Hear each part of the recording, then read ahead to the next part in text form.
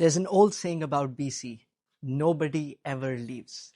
The weather, the mountains, the ocean, once you get here, you stay. But for the first time in history, that's changing. 30,000 BC residents left last year, the year before, and the year before that. Someone should update that saying. So let's start with who's actually leaving, because this matters. It's not retirees cashing out. It's not people who tried BC and didn't like it.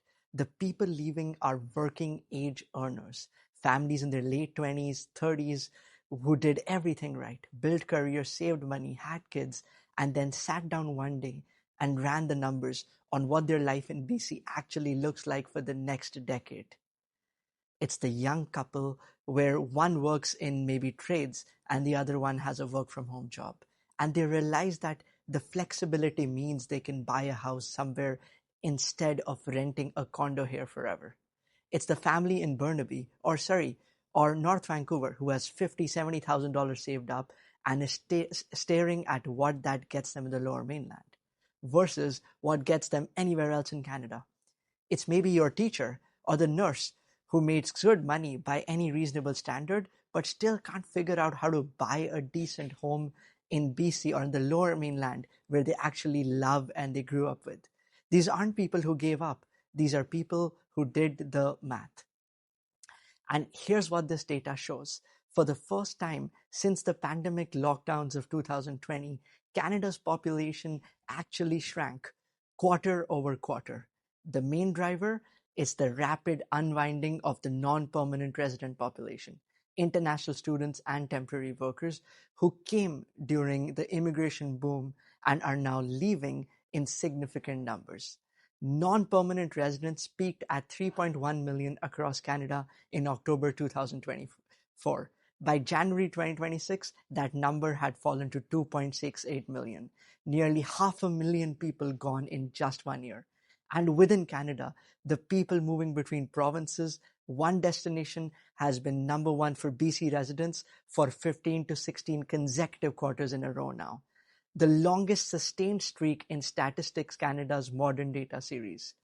For BC specifically, the interprovincial losses are record-setting.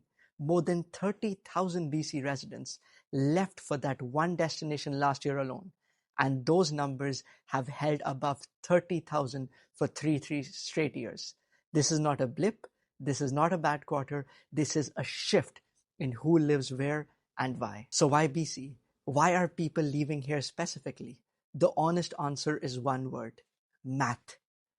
To afford a median-priced home in Metro Vancouver, you need a household income of somewhere between $230,000 and $245,000. So $250,000, not for luxury, for the average, for the median, for middle of the market. And if you want a single family detached home, that income requirement does vary and sometimes goes over $300,000.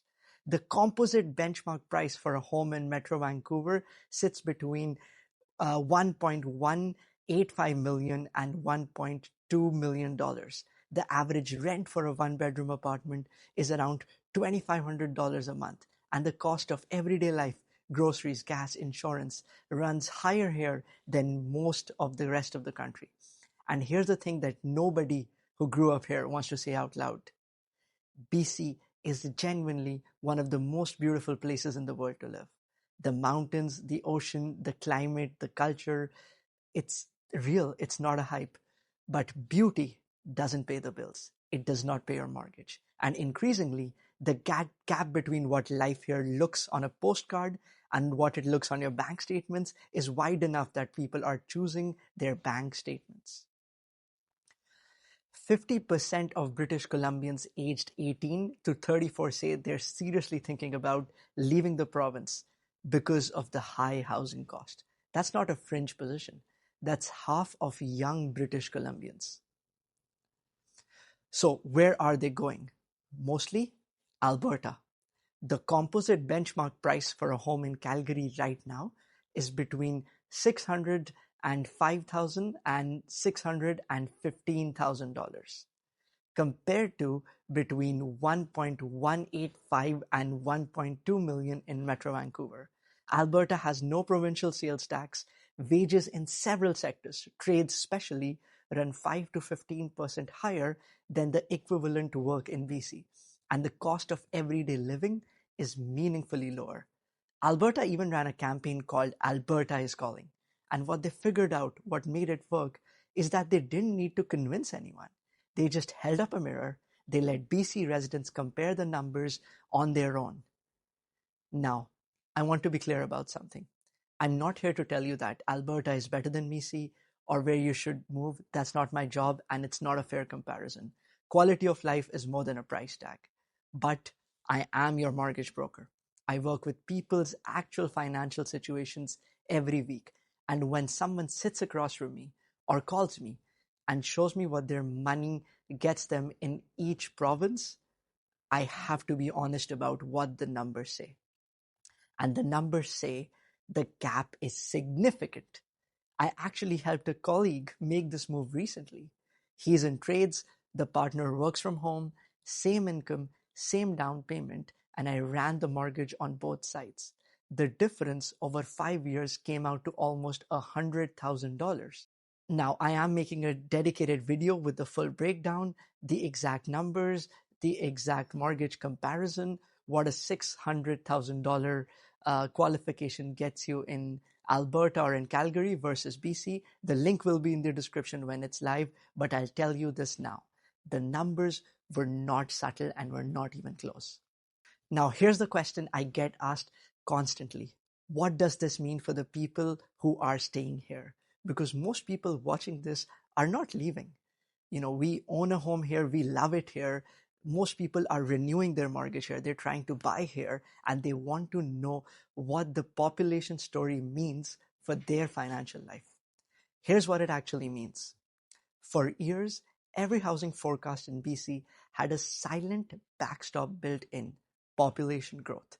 When demand ever softened, new arrivals caught the market. That's been the story for 2 decades.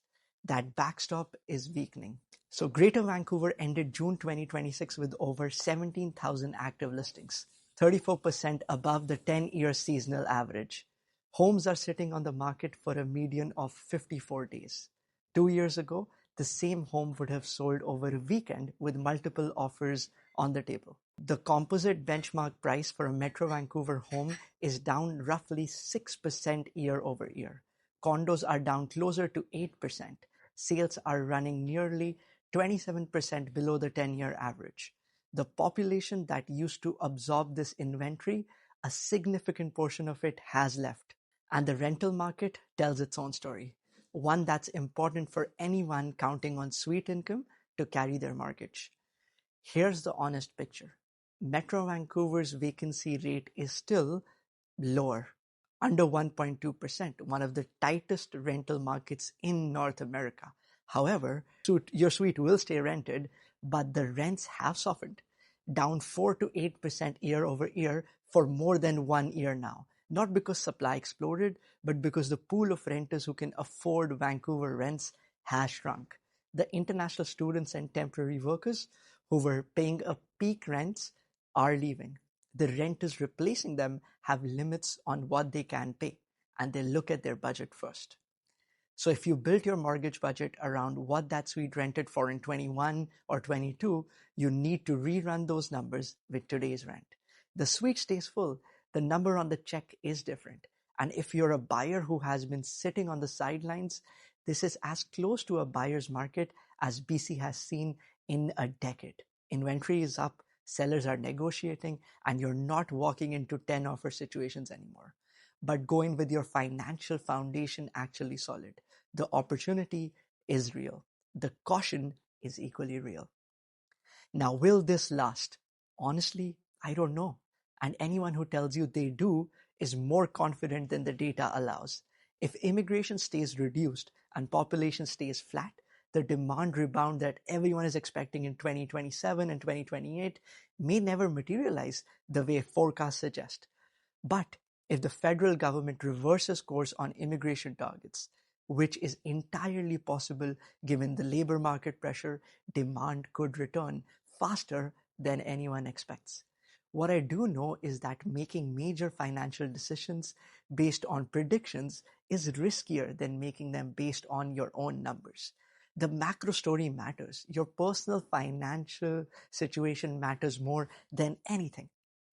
BC's population story is changing. The chapter of relentless growth that powered 20 years of real estate assumptions is pausing, and nobody knows for how long.